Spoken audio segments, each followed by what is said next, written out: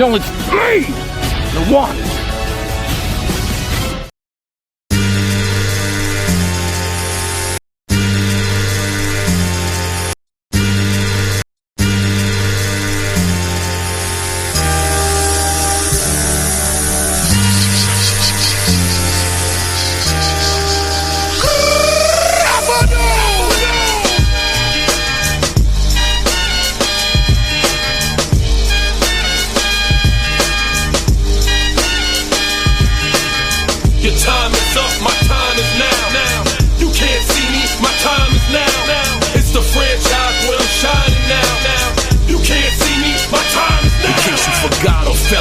Still hot, knock your shell off. My money stacked fat, plus I can't turn the swell off. A franchise doing big business. I live this, it's automatic. I win this, so you hear those horns, you finished. A soldier, and I stay under you fighting. Plus I'm storming on you chumps like I'm thunder and lightning. Ain't no way you breaking me, kid. I'm harder than nails. Plus I keep it on lock like I'm part of the jail. I'm slaughtering stale competition. I got the whole block wishing they could run with my division, but they gone fishing with no bait. Kid, your boy hold weight. I got my soul straight. I brush your mouth like Colgate. In any weather, I'm never better. Your boy's so hot, you never catch me in the next man's sweater. If they hate, let them hate. I drop your whole clan. Lay your ass down for the 3-second tan. Your time is up, my time is now. You can't see me, my time is now. Burn it down!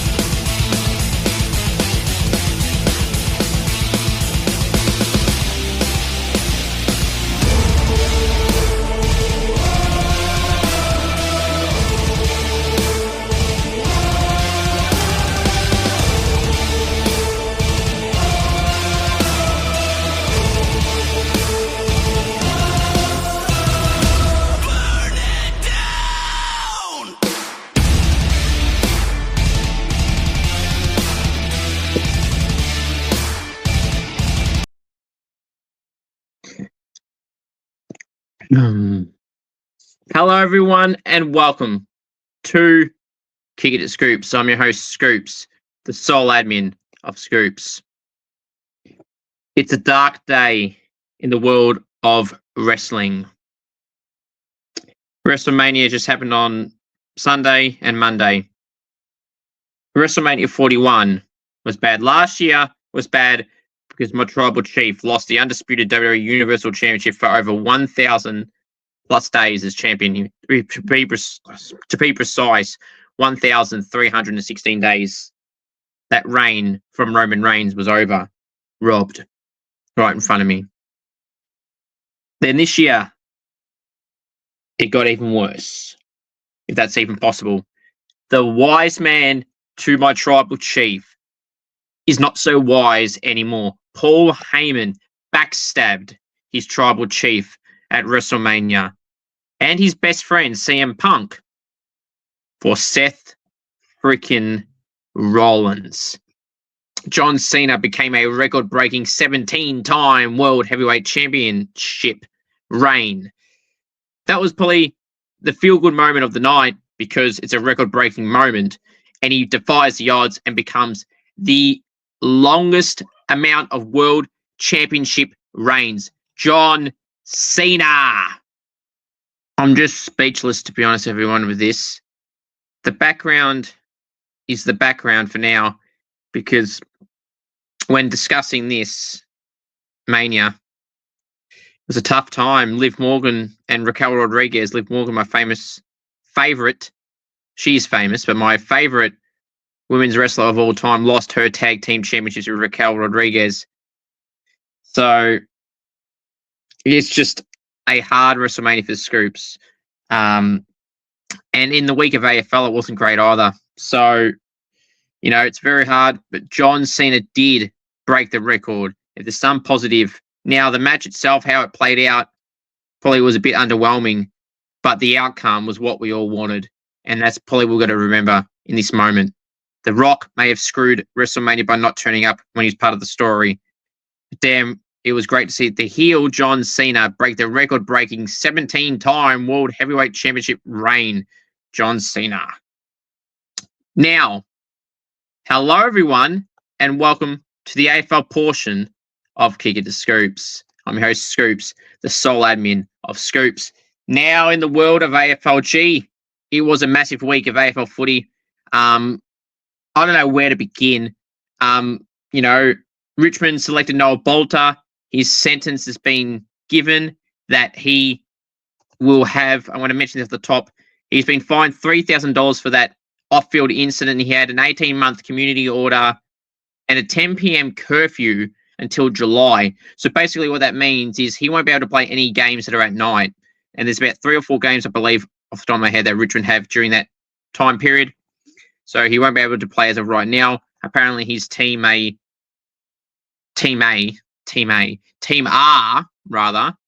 looking into having an exemption where we can play the night game and then go home. But that's what's been given for Noah Bolter.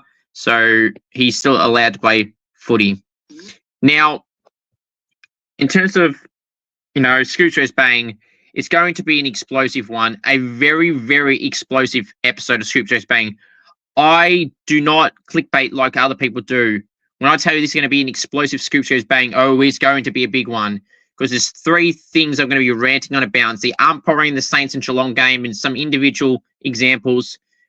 Bailey Smith throwing the ball at Jarman Impey's head, without any repercussions. Now, as of this recording, the situation with that, whether he's fined, suspended, or whatever, has not been done. Probably will be by the time I post this. But as of this point, there's nothing. So I'm going to tell you how that's a dog act. And I'll be ripping into the fake North Melbourne fans and the people that are defending their shit performances and are accepting mediocrity. I'll get to that very shortly. My team of the week, my Supercoach talk, which I was pretty happy with, review and preview the rounds just gone upcoming, and just anything else in between. As of right now, I don't know who the rising star for the round is. So if that does happen while I'm recording, I will let you know. If not, you'll know who it is. And I'll put a post on Facebook as well for that. Now, we'll start off with this. You want me on Cameo, head to cameo.com/CooperG. You want me to roast a friend with some happy birthday, anything at all, cameo.com/CooperG. And if you know any AFL, AFLW players, any up-and-coming draftees or any state league players, you'd like to see them on the podcast in a golking challenge and or interview, please send me a message, try and get something sorted. Any AFLW player, VFLW player, Sample W, Waffle W, VFL, Sample, Waffle, AFLW or AFL player, state league, draftee, AFL or AFLW, please send me a message on Instagram, AFL Info Live, if you want to see them on the podcast in either both or a golking challenge and or interview.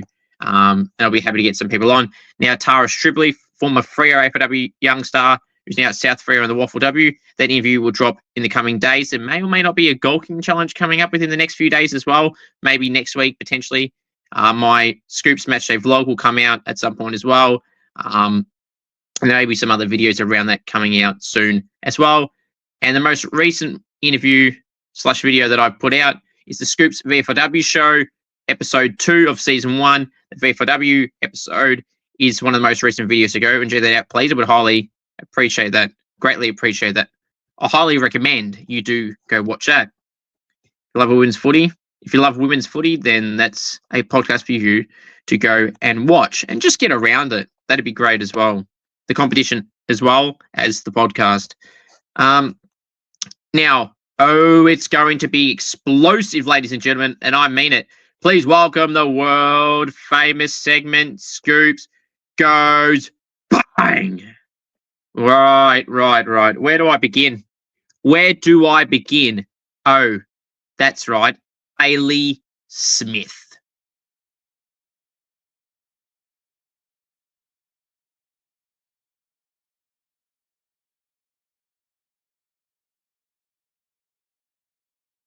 Well, he should be charged. under the MRO. I don't know whether he is or isn't, but he should be. I mean, basically, if the ball wasn't in his hand, then he would have hit him in the face. So we're saying, as long as the ball's in your hand, you can hit someone in the face. Is that what we're saying? Yeah, not a good act, but oh well, it's just all part of it. I love it. I get hit, pop it. So it's just good fun. So all in the spirit of the game. So that's good fun. Okay, so let's just dissect what he said. It's good fun to jam the Sharon in someone's face. That's good fun. And that is all in the spirit of the game. Do you honestly believe that? Because Geelong are Paul Roos summed it up perfectly there. Bailey Smith said it's all in the spirit of the game to smash a footy in someone's face. Bailey Smith couldn't be more freaking delusional had he not tried again. That is delusional as delusional can get. That is not in the spirit of the game. Paul Roos is spot on. He should be suspended for that. That is a dog act. And, you know, we're talking about swinging arms that Patrick Voss did and what Connor Nash did, and I'll get to Connor Nash in a second, which is going to be included in this conversation. Now, Jarman Impey was getting booed from the Geelong fans for what exactly? For getting smashed in the head by Bailey Smith? Like, Bailey Smith is a disgraceful act from Bailey Smith. He's already given people the double bird, the middle finger a few weeks ago, the Dangerfield Crows game. And now he's doing this again. He's already talked shit online with Hugo Hagen's situation as well. He was abusing someone online recently as well. And he was just being immature, calling people the C word on the internet is just pathetic. You know, it's just childish behavior. He's not cool. It's not funny. It's childish. And that's how he's acting right now. I don't care how you can say he's a good footballer and all this, blah, blah, blah. Now I see why the Bulldogs let him go, because he's a child. He acts like a child. You know, and plus he was injury prone as well. But Bulldogs are like pick 17 for him. They should have taken that and run. He's just not that good. Just because he's got all these brand deals and everything like that and he's popular, it doesn't make him a good footballer. There's some players in the AFL right now that are popular that aren't good footballers. They're just popular. Like Ginnivan and Watson. Ginnivan played twos on the weekend, and I'm sure he'll be back in. They are popular, but they're not that good. It's just as simple as that. Harley Reid is popular. He's playing nothing like a number one draft pick right now because he's just not that good at the moment. It's just as simple as that. Like all these popular players, just because you're popular doesn't make you a good player. It just means you're popular. Okay? Now, here's the thing with Bailey Smith. Paul Roos, everything he said, that the part that you just heard was spot on. Okay? Bailey Smith should be suspended for a week for that. That could have knocked Jarman Impey out. Okay? That's what people do not understand. That could have knocked Jarman Impey out, and then, you know, that ball is a hard footy. That is like a rock, especially when you're that close and you're just throwing it in someone's face. You could easily be knocked out from that.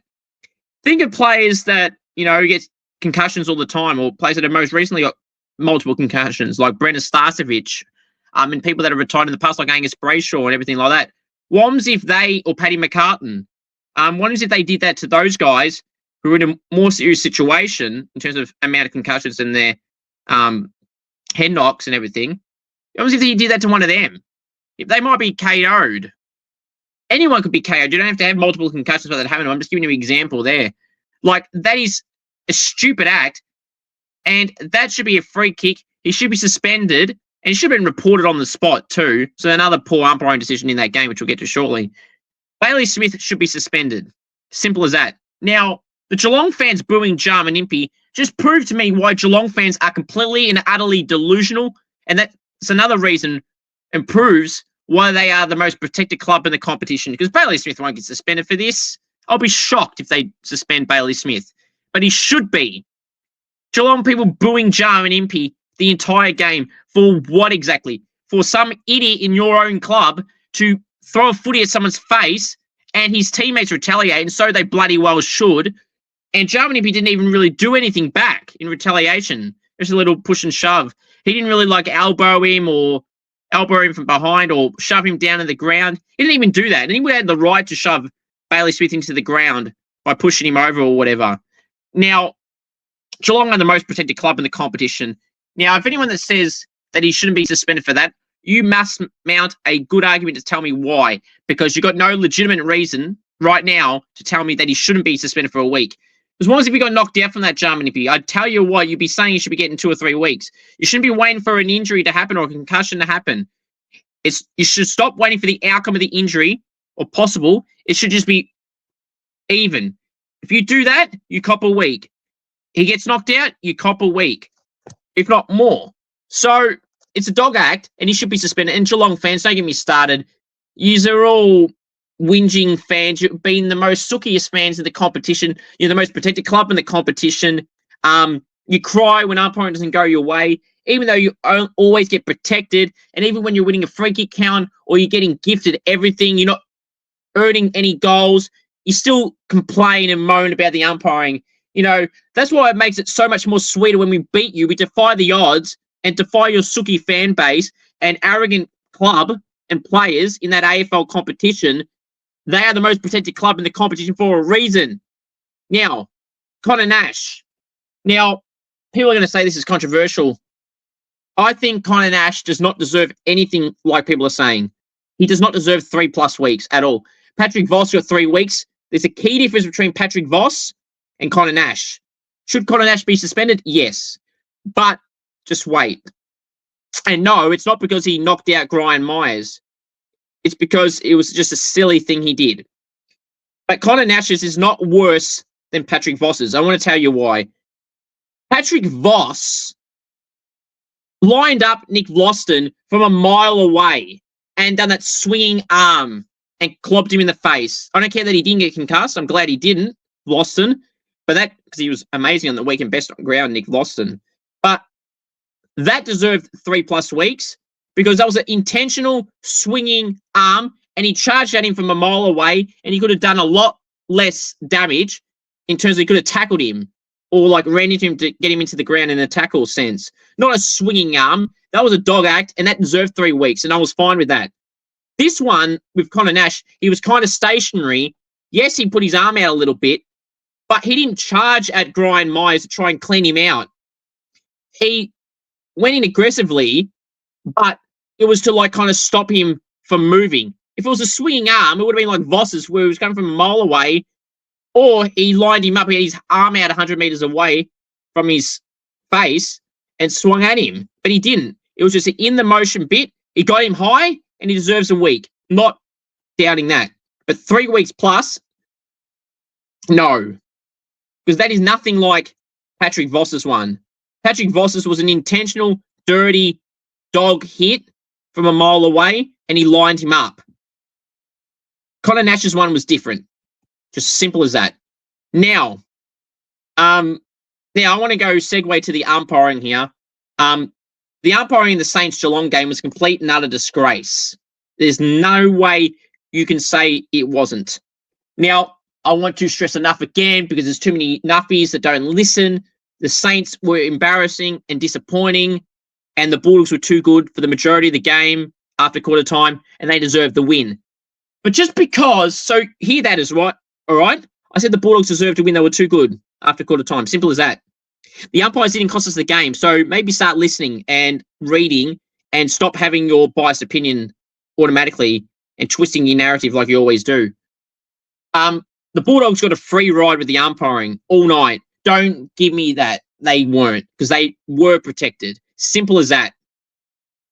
There was a prime example.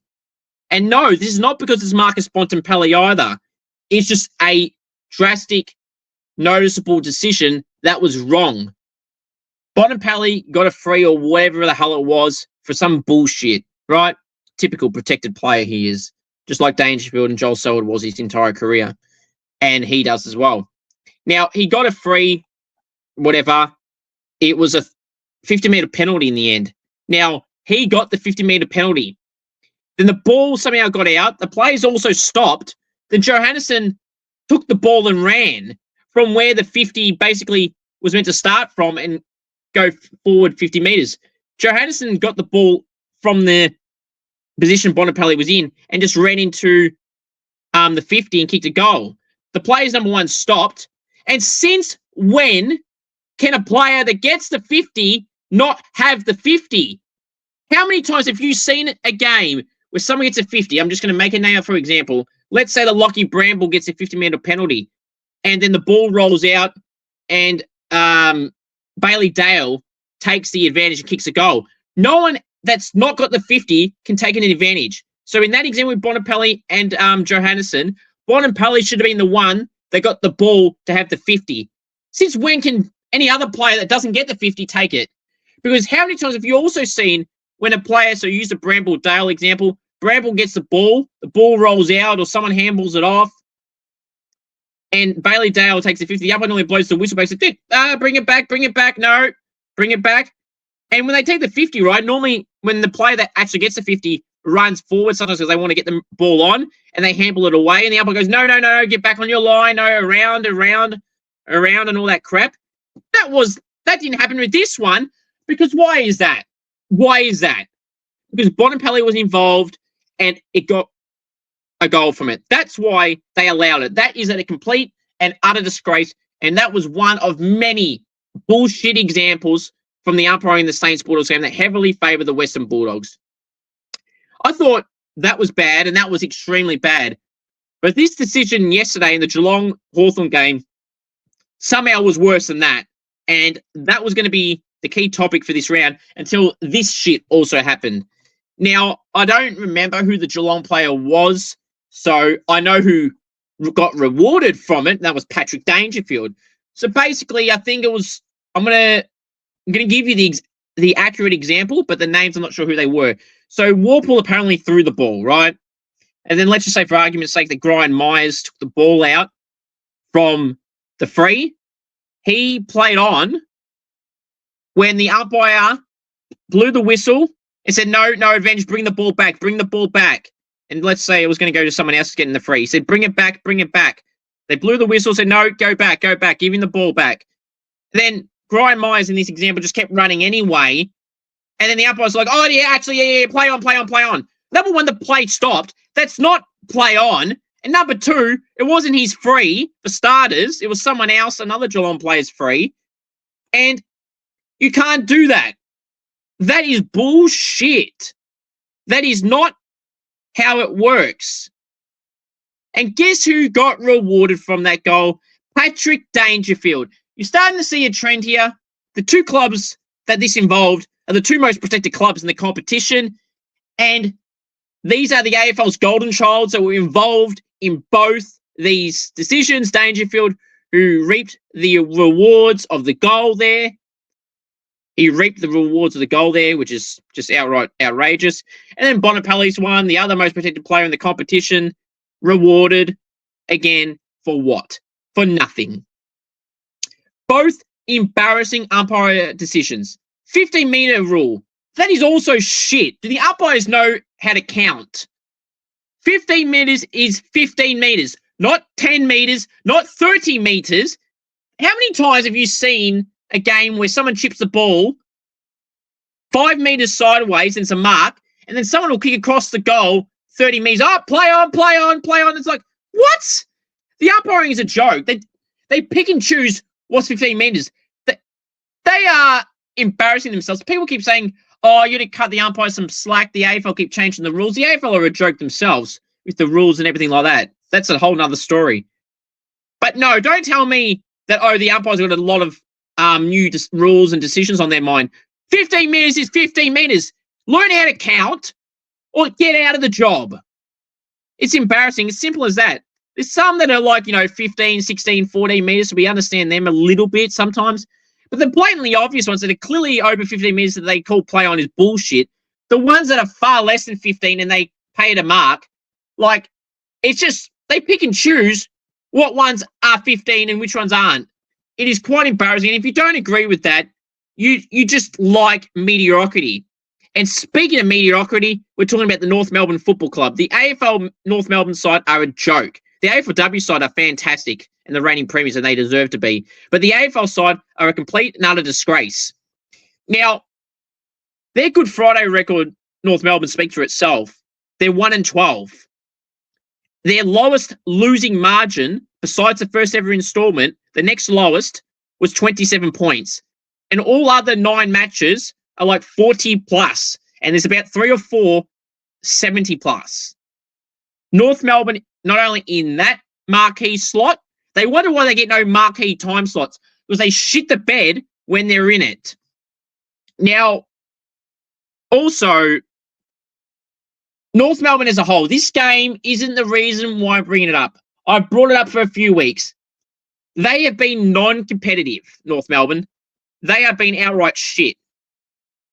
They've had quarters where they've conceded 9 goals to nothing, basically. They've had times in that Carlton game alone, right, ladies and gentlemen, they conceded 5 goals in the last 4 minutes of the first quarter. And in the third or fourth quarter, they conceded 5 goals in 10 minutes. And that's not the first game. They did it against Sydney as well. It was like 9-1 in one of the quarters against Sydney and Marvel recently. Like, these quarters are downright embarrassing for it to happen once. But this happened like 3 or 4 times this year alone, from North Melbourne alone. Their fans got to stop accepting mediocrity and stop blaming the coach. The only thing I'll rip into Clarko for is continuing to play some players out of position and chopping and changing their roles during games, like Sheasel. 1 minute he's playing in the back line, then he's playing in the midfield, then he's playing up forward. You're ruining Harry Sheasel's season. You put him back in the back line last week, midfield half back, and he got 35 disposals. You put him out forward, he does nothing. It's not his fault. That's on Clarko. But the effort is all on the players. You don't have to be the most talented player in the competition to have effort. You could be a sample hack. You could be a bottom of the barrel VFL level quality player, and that's all. But if you give effort, you can't question it.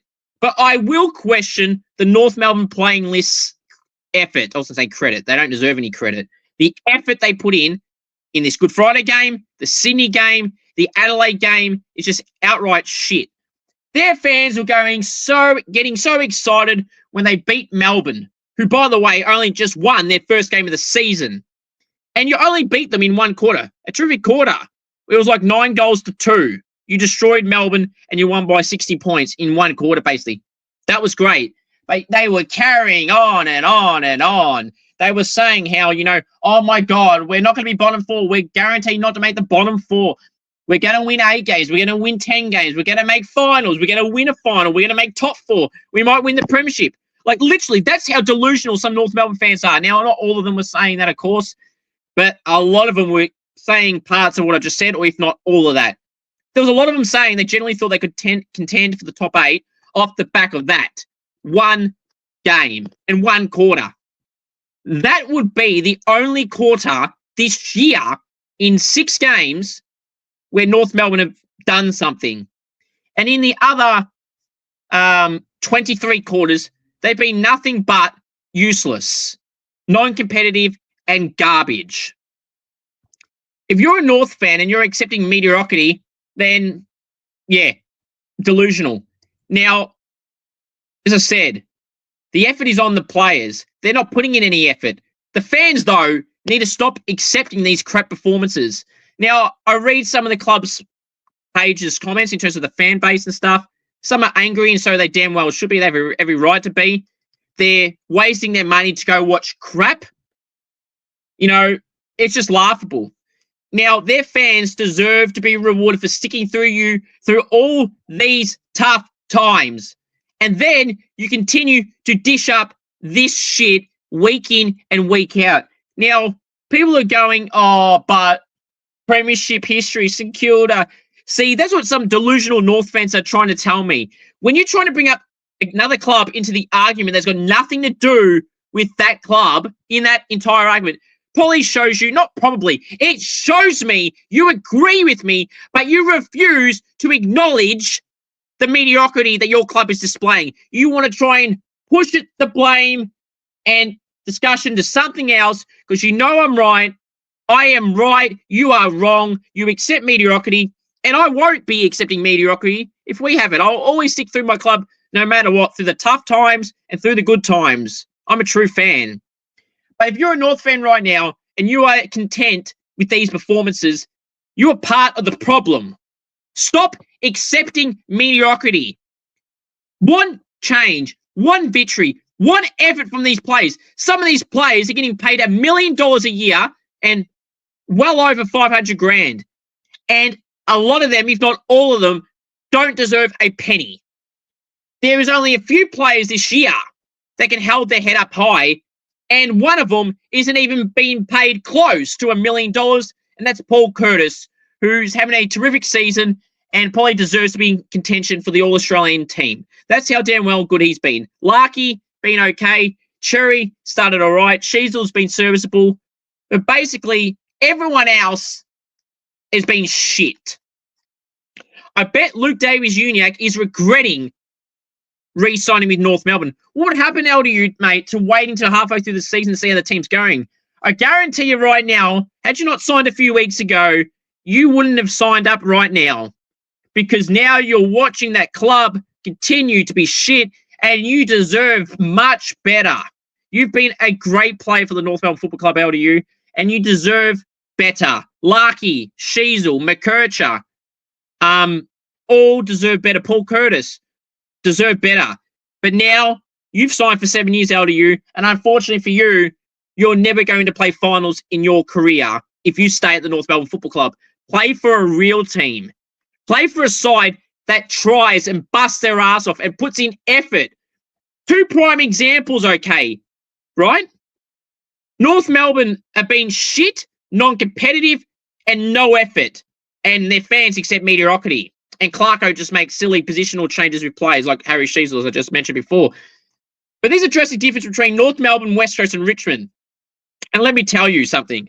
West Coast, albeit they've been very bad in a few games, the Giants and whatnot. But they've put effort. They tried. Look at them against Brisbane, for God's sake. At the Gabba. They were beating Brisbane at three-quarter time.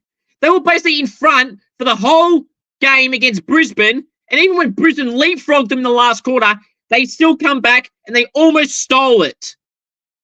Look at that. There was some other games. Fremantle, if they had kicked straight and just hit targets, they could have won and should have won that game. So effort is there. Richmond, they were down by 50 points. The under-18 team, basically, Richmond are, minus Vlosten and Broad and Taranto and Hopper and Nankervis and Lynch. Everyone else is basically under the age of 23 playing for Richmond right now, or fringe players, okay? But the effort, the determination, the passion Richmond players are showing right now. I just said what West Coast have done, and they've done really serviceable. If you want to compare them to North, they've been pretty decent. And as for Richmond, they were down by 50 points against Carlton at halftime. But as John Cena would say, they never give up, and Carlton choked a 50-point lead in the biggest choke in AFL history, basically, or one of. That was the most embarrassing loss for the season. But then you go watch every North Melbourne game, and they've embarrassed themselves every week. Richmond, on the weekend, they beat the Gold Coast Suns, who were undefeated, at Marvel Stadium, a ground that Richmond haven't won prior to that for 12 occasions. But the effort was there. Vlosten, Taranto, Hopper, Seth Campbell, the whole team, Laylaw, Jonty Fall, they put in effort. They bust their ass off. They did well, and they got the rewards that they did by showing a great effort. Gold Coast came back, but Richmond said, not on my watch, pal. They won, and they did very well. There is the drastic difference. Against Fremantle in gather round, Richmond were competing and level with Fremantle for a half. They faded away, but the effort was still there, even while getting beaten in defeat. The effort was there in defeat. The effort's in there in defeat for West Coast. Cannot say the same for North Melbourne. And if you're a North Melbourne fan, I want to say this one more time. If you are happy and content with how your club is going, how the excuses they're rolling out, then you accept mediocrity. Well, have fun accepting this mediocrity for another 4 seasons or so at least, because that's where it's going. And unfortunately for players like Larky and LDU and Sheasel, they won't be playing finals anytime soon. And some of them, that are at the age of 30 range, they'll never experience finals again if they stay at the North Melbourne Football Club in the men's competition right now. Simply stop accepting mediocrity and actually show some effort. North Melbourne players, coaching staff, and the fans that love accepting mediocrity, lift your game. It's pathetic. Hope you guys and girls enjoyed that edition of the most explosive episode in a long time, the world famous segment, Scoops Goes Bang. Well.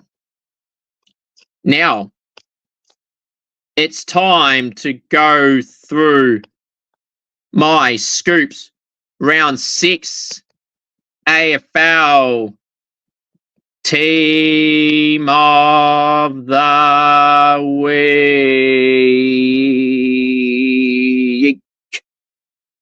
Alrighty. From the back line, the Pockets, Nick Vlosten and Bailey Williams. Fullback, Tom McDonald. Half-back line, the flankers, Jake Bowie and Matt Roberts. Centre-back, Connor Iden. Wingers, Lockie Whitfield and Josh Dacos. Centreman, Tom Green. Half-full line, the flankers, Cozzy Pickett and Jake Waterman. Centre-forward, Charlie Curnow. The Pockets, Zach Williams and Jack Gunston. Full forward, 2-metre Peter. Welcome back, Peter Wright. What a right call that was. Ruck, Brody Grundy. Rovers, George Hewitt and Nick Dacos. Interchange consists of Max Gorn, Riley Sanders, Jesse Motlop, Jeremy McGovern, and Tim Taranto. Now, reasons for these selections. Well, I think it's self-explanatory, but let me put the graphic on the screen for you all right now. So looking at the team here, the emergencies, Harry Sheasel, Noah Bolter, and Andrew Brayshaw. So reasons. So Vlosten had like 28 disposals, had like 16 intercept possessions. I mean, you can't go wrong with Vlosten's performances. Bailey Williams had 30 disposals. I thought he was one of the influential players, in the game this weekend. So, I thought he was pretty good. If you ask me, I thought, it was really consistent in this team. I'm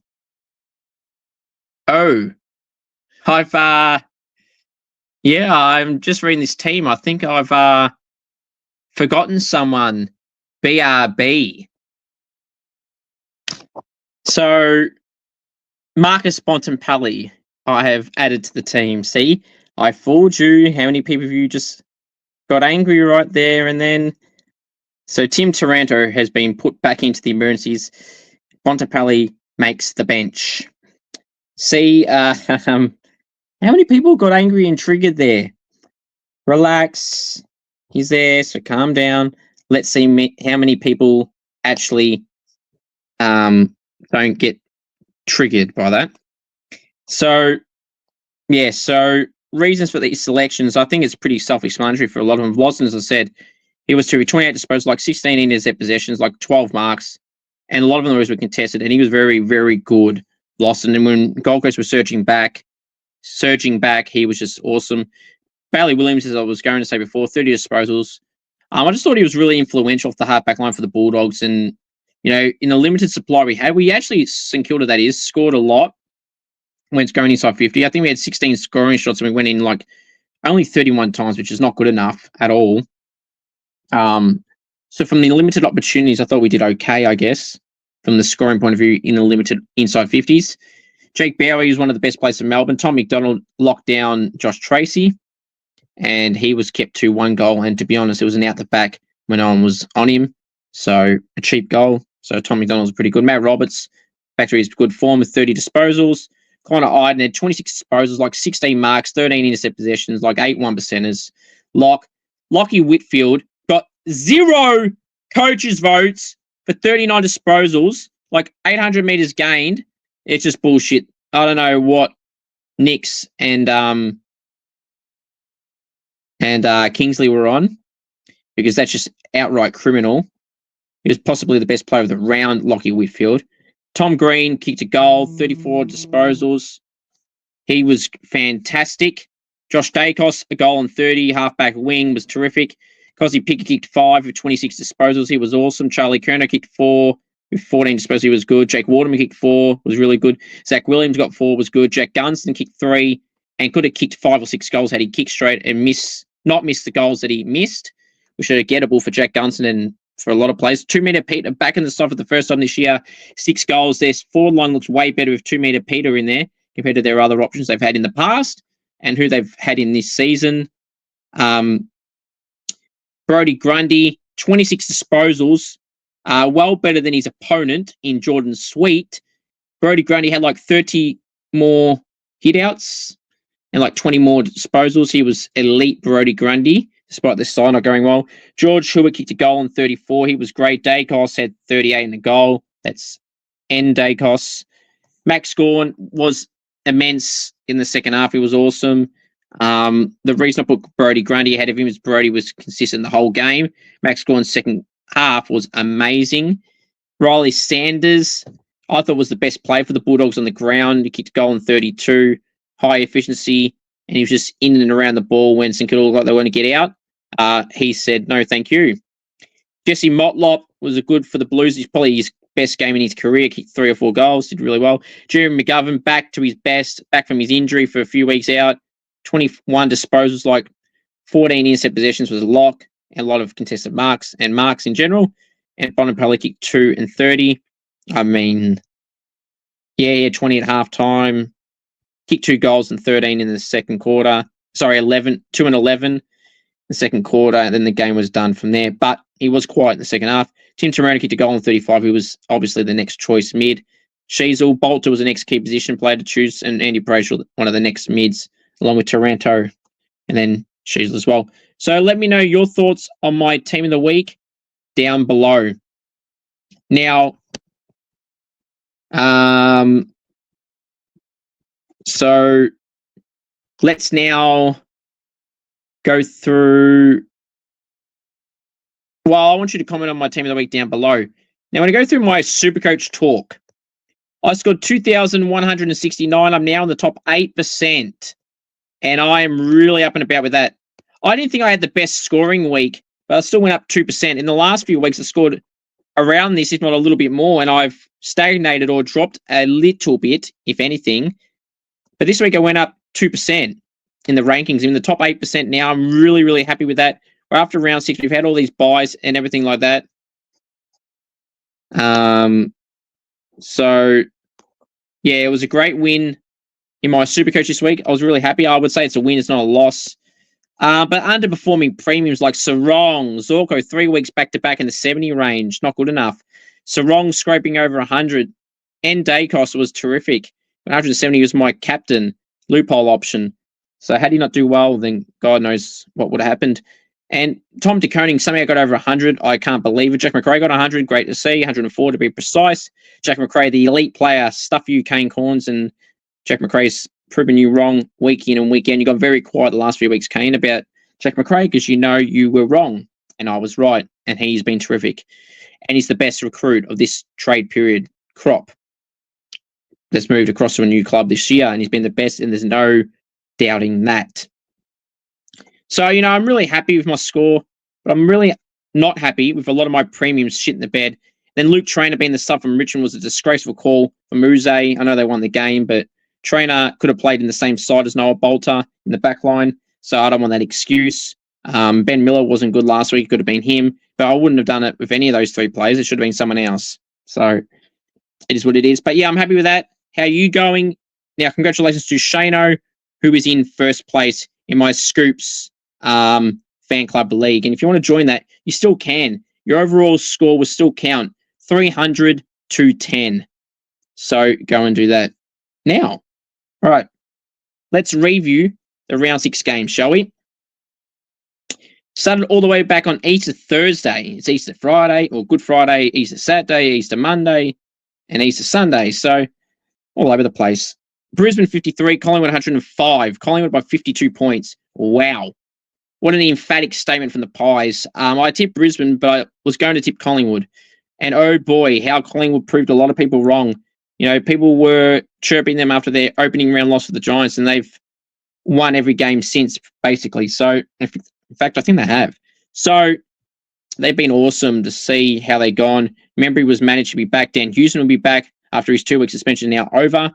So, whoever Collingwood play this week, they're in trouble. Brisbane, Neal and Dunkley and McCluggage, Jasper Fletcher, Will Ashcroft were all terrible.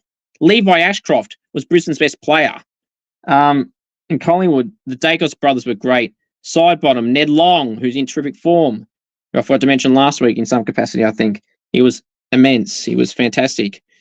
But yeah, Brisbane, shocking. And they will want to bounce back after they come from behind winning against the Bulls the week prior, and they shit the bed against the Pies on their home deck, which they're not going to like. Now, North Melbourne 71 defeated by Carlton. They didn't defeat anyone. They're shit. North Melbourne 71, Carlton 153. Carlton by 82 points. Any North fan, again, happy with this result? You are delusional.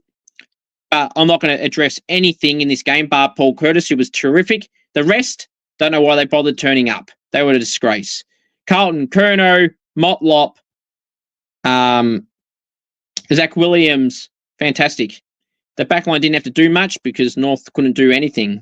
So, but yeah, Paddy Cripps, I know he got a few late goals or something, got like 23 touches. I really don't think he's in good form at all. Now, he's never going to be dropped, but he's not impacting the game at all. Like Paddy Cripps normally can do, the 2-time Brownlow medalist. But it's just not going well. So question marks of him. Tom De Koning slipped in form the last few weeks. I don't know what you make of that, but they have been interesting to start the season, those two. Really good or quiet. Somehow got over 100. I still don't know how. West Coast 75, Bombers 77. This was probably one of the best games of the round. Essendon by 2 points. Peter Wright kicked 6, and he was the difference maker for the Bombers, and that's why they got the win. Sam Draper's unfortunately ruptured his Achilles. Nick Bryan done his ACL, unfortunately, the week prior. So 2 ruckmen out long-term. Todd Goldstein will be back for the Anzac Day clash against the Bombers, for the Bombers against the Pies. Will Toddy Goldstein, 300-plus game superstar Todd Goldstein, will be back and be the main ruck all year with 2-meter Peter. Peter Wright is the backup ruck, I'm sure. It might be a game where Peter Wright does the ruck permanently if they think Goldie's not up to it or needs to be rested now, because he may not play the whole season. He's 36 years old. But West Coast, Tim Kelly, he and 2 other West Coast players, who the hell were they? I wrote them in my match day report. I think it was Jamie Cripps. No, Liam Ryan. Liam Ryan and Tim Kelly, key mistakes they made in crucial moments of the game. They had to win. They blew so many chances. There was an underground handball, which Tim Kelly did, which cost his team the game, which just was not good enough. And then, Jack Graham on the boundary line plays through the field of play and then kicks out in the full because he refuses to use his opposite foot. He was trapped in the boundary, had to go on his left, and he refused to. 3 key points that cost him the game, but by God, did Essendon have some calls favouring them dramatically throughout the game. Other poor umpiring, officiating. What a shock. These umpires are no good. It's simple as that. But credit to Essendon, 2-meter Peter, Martin were serviceable as well. But yeah, 2-meter Peter was the difference in the end. And West Coast could have won that. At least they put in the effort. They tried, unlike North Melbourne. Melbourne, first win of the year against the Dockers. They gave them the old Hevo. Melbourne 107, Fremantle 97, Melbourne by 10 points. Goodwin chat might stop for a week. So that's, very, very interesting there. They got the win. Gawn, Bowie, McDonald, Pickett were very good. Tom Fullerton finally got a game. It was good to see, but he didn't do anything. Let's be real. Sarong and Brayshaw played their part, I guess. Freo were just outright shit. Brennan Cox, Alex Pearce, Brennan Cox and Josh Draper. Questions need to be asked of them and Jordan Clark as well. How they let Cozzy Pickett and others run rampant in that Melbourne forward line. Harrison Petty's no good either. Kicked 3 or 4, and Freo looked bad. Freo were just outright shit, and they have been sent back to reality as well. Now, in what was probably the worst game of the season, Adelaide 52, GWS 34 by 18 points. Yes, you hear that correctly, 52 to 34, whatever the hell I just said. Just outright bad, you know. People are blaming the rain. It only rained for a little bit in the third quarter. Yes, it rained heavily, but it was for like stuff all time, right? So I'm not going to use that as an excuse as to why they were bad. Lockie Whitfield played on a different oval, it seemed then. Connor Iden the same. But Adelaide got the job done. They kind of did what they had to do. Fogarty had a shoulder injury. He was subbed off, basically. No, he wasn't subbed off. Sid Draper was, but he went off and stayed off when he got injured. You know, so it was very interesting. But he's going to play this week, they think, Adelaide, so that's great for them. But yeah, it was just a game to forget. Just a game to forget, really. Yeah, we have some breaking news in regards to Fremantle. Murphy Reid is the round 6 Rising Star nominee. He played pretty well. I'd have to look about who else didn't get it in the round that could have got it. But without looking at the others off the top of my head, he was decent. So, I mean, he's definitely was in the conversation to deserve that. So well done to Murphy Reid. Great effort on the weekend, mate. His team was shit. Richmond 80, Golgo 69, Richmond by 11 points. Now, Damien Hardwick should relinquish his coaching duties every time he's set to play at Marvel.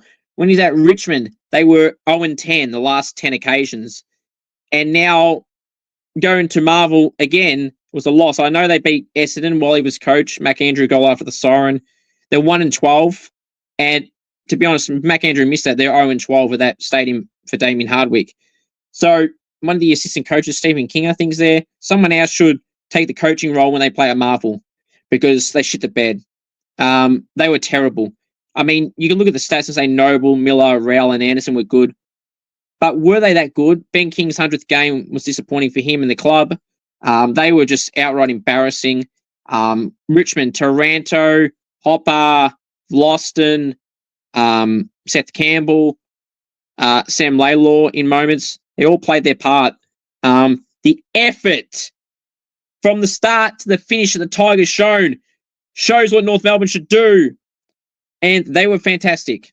And they deserved the bloody win. I'm glad they didn't choke it because they definitely deserved the win. Now, the other games to go through. Sydney 77, Port Adelaide 85, Port by 8 points. I'll give Port credit. They were really good for the majority of this game. Now, there's a huge health scare of Ollie Wines with a heart situation that he's had before. Apparently, he may even play this week, but he was subbed off fair enough too. I mean, I think this is his third one in a year. So for Ollie Wines' sake, I mean, it's up to him.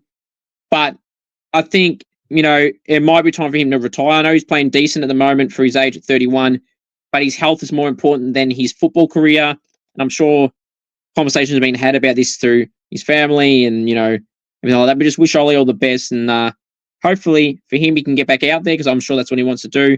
But if he wants to retire, we understand that, Ollie. And he's had a terrific career. A Brownlow medalist is Ollie Wines as well. And a good guy from the scenes of things.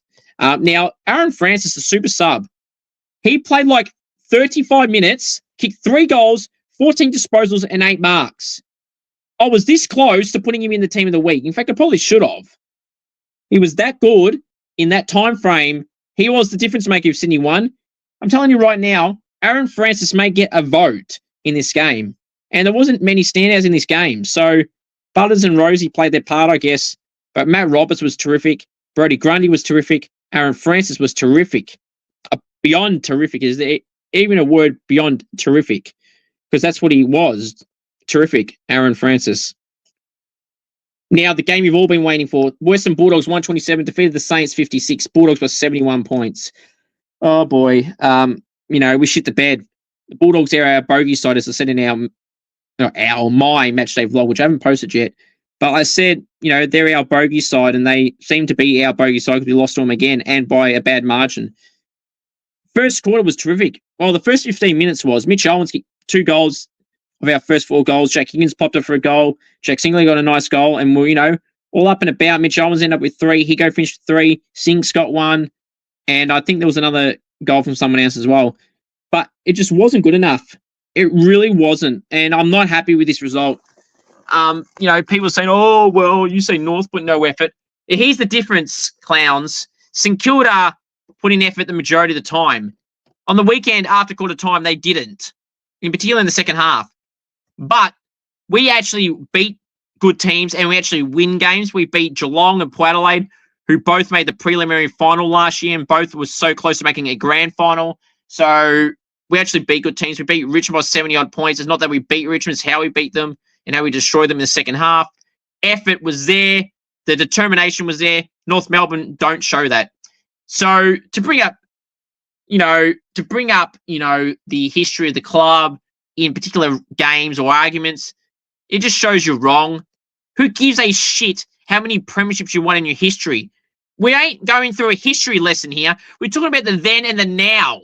We don't give a shit about the 150 years beforehand in terms of saying about this result. Like, oh, they're so bad. They lost because they won one flag in 150 years. Ha, ha, ha. That's just wrong and it's childish.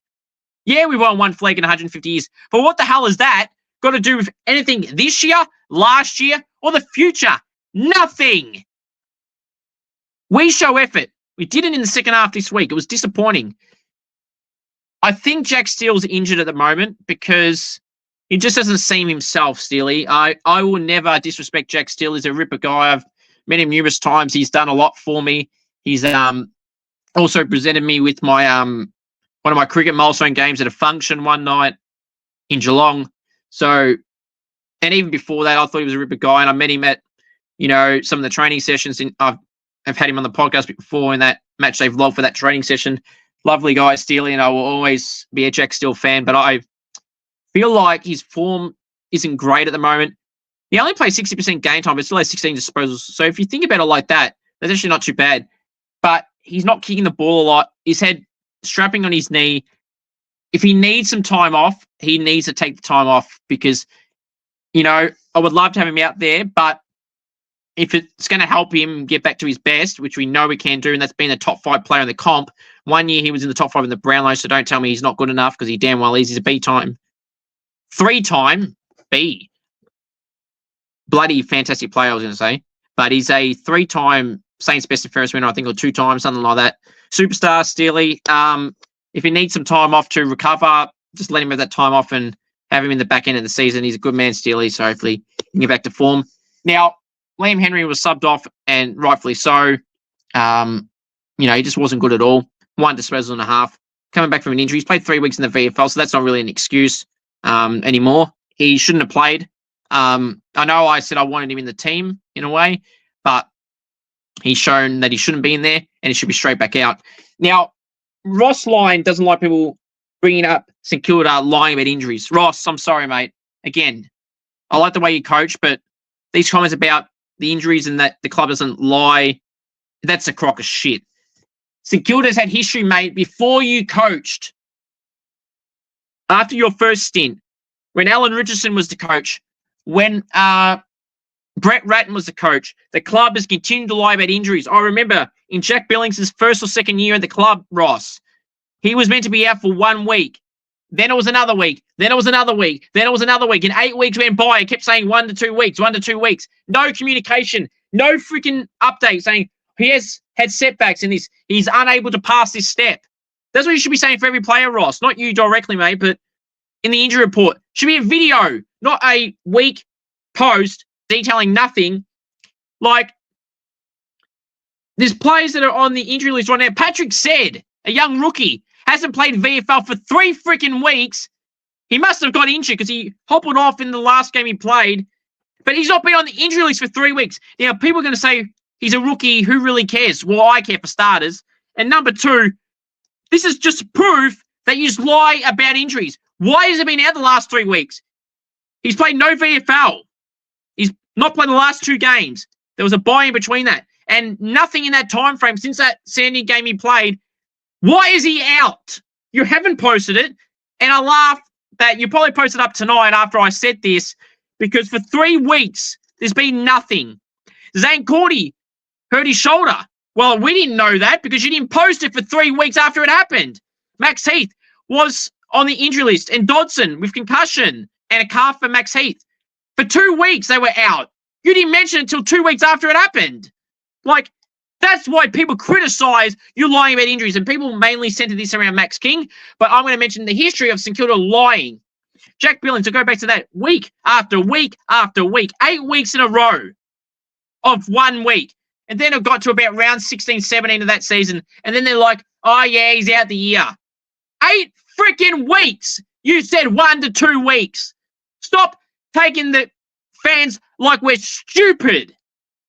Show you give a shit. So it's another Scoops Goes Bang here, in a way. But I'm sick of it. Treat your fans like normal human beings. Stop treating us like we're dumb and stupid. We are not dumb. We are not stupid. We are smarter than you give us credit for. And the only time you reach out to us is when you want that money, money, money, money. Shane McMahon's money, money, money song is what you think when you win. When we win, you start promoting things to buy things and everything like that. When you lose, you're not quick to post things. You're quick to defend yourself and say that the injuries aren't lies. It is lies, because I just gave you another example, and you probably won't stop because you proved at your presser, Ross, during the week, mate, that you are sick of us calling out your lies with the injury report. You are lying again because Patrick said wasn't on the injury list for 3 weeks. Jack Billings, there was back then. There's a history of St Kilda doing this. It's funny, since I'm talking, it's like they're listening to me right now, because St Kilda's just posted their injury report. So I'm actually going to read it live here on the show and see if Patrick said's been added to this list. Let's see if he's on this list, shall we? Oh, my God. Patrick said has now been added to the injury list. It says calf 2 to 3 weeks, which isn't great news at all. But he's been out for 3 weeks already since this happened. And now you want to address this. 3 weeks after this happened. St. Cordy was 2 weeks after this happened. Dodson, Heath, 2 weeks after it happened. Jack Billings, 12 weeks of lies. Max King's injury updates throughout the year. Lies, lies, lies. Stop treating us like we're stupid, because we're not stupid. You're being silly by saying we're lying, that you're not lying, when you are lying. Simple as that. Be honest with the injury report. Now, Riley Sanders and Lockie Bramble were great for the Bulldogs, and Bailey Williams. Simple as that. Now, the last game to go through, Geelong 86, Hawthorn 79, Geelong by 7 points. Again, if it wasn't for the umpiring and Hawthorn's inaccuracy in front of goal, Watson, Gunston, Chol missing so many easy shots. Geelong took their opportunities, besides the ridiculous match-fixing umpiring. Geelong took their opportunities in front of goal for the majority of the time. Hawthorn, Watson, Chol, Gunston, only 5 shots between them that they should have got goals from and they missed. There was shots late in the game where they just needed to score a point to even the scores up a little bit. Out in the full, not making the distance, missing easy shots. At the start of the game, Gunston and Chol missing easy goals. Chol missed from the goal square. Like, you get all them, you win easily. It's as simple as that. Newcomb was solid again. Gunston was great. But you lost. And you've lost 2 in a row. You lost to Hawthorn, now you lost to Geelong. Sorry, you are Hawthorn. You lost to Adelaide, in Adelaide badly. But at least you had effort, I guess. You tried to come back from 71 points down and only lost by 21 points or something. Effort, North.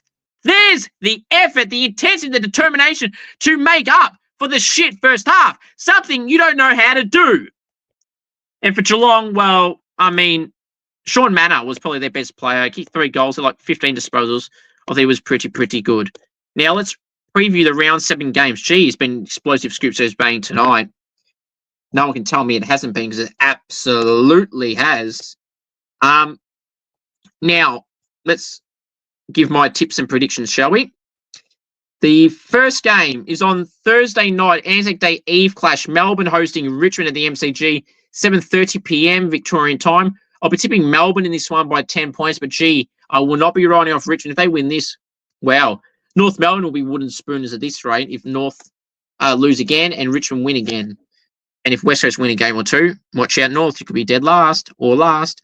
Anzac Day traditional clash. Collingwood, Essendon, MCG, Friday, 3:20 p.m. Victorian time. I'll be tipping the Pies in this one by 38 points. They will annihilate the Bombers, and Goldstein's going to have a hard day in the ruck as he hasn't played a game all season. Played 2 VFL games, done well, apparently. I heard, they say. But we'll see. Freo Adelaide, 8:10 p.m. Friday night at Optus Stadium. Freo in Adelaide, 8:10 Vic time, 6:10 Perth time. I'll be tipping the Crows in this one by 8 points. Saturday, 1:20 p.m. at Marvel Stadium. It'll be the Saints hosting the Brisbane Lions. My Saints hosting the Brisbane Lions. I'll be tipping Brisbane in this one by 18 points. Hopefully we bounce back. We beat good teams, so we'll see. Saturday, 4:15 p.m. at the Adelaide Oval. It's Port Adelaide hosting North Melbourne. I'll be tipping Port Adelaide in this one by 58 points. Let's see if North can actually put some effort into this. Saturday night at Manuka Oval in Canberra, GWS hosting the Bulldogs, 7:35 p.m. Victorian time. I'll be tipping the Giants in this one by 26 points.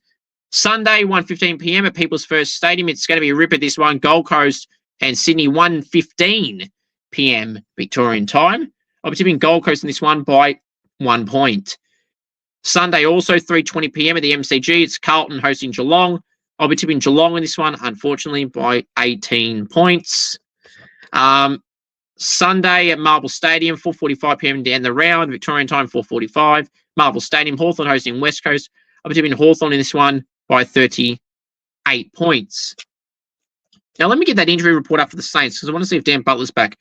Howard, Carroll, and Clark are a test. Okay, great. Filippo 1 to 2 weeks when they said he could play this week, Ross said. Butler and said 2 to 3 weeks, King TBC. Cordy 3 months, so they put a timeline on him now. Farah and Paddy Dow TBC. All right, so there we are. Now, my final thoughts are simply this. You want me on Cameo? Head to cameo.com/Cooper G. Want me to host a friend? Roast a friend, not host a friend. Roast a friend. Wish someone happy birthday. Anything at all.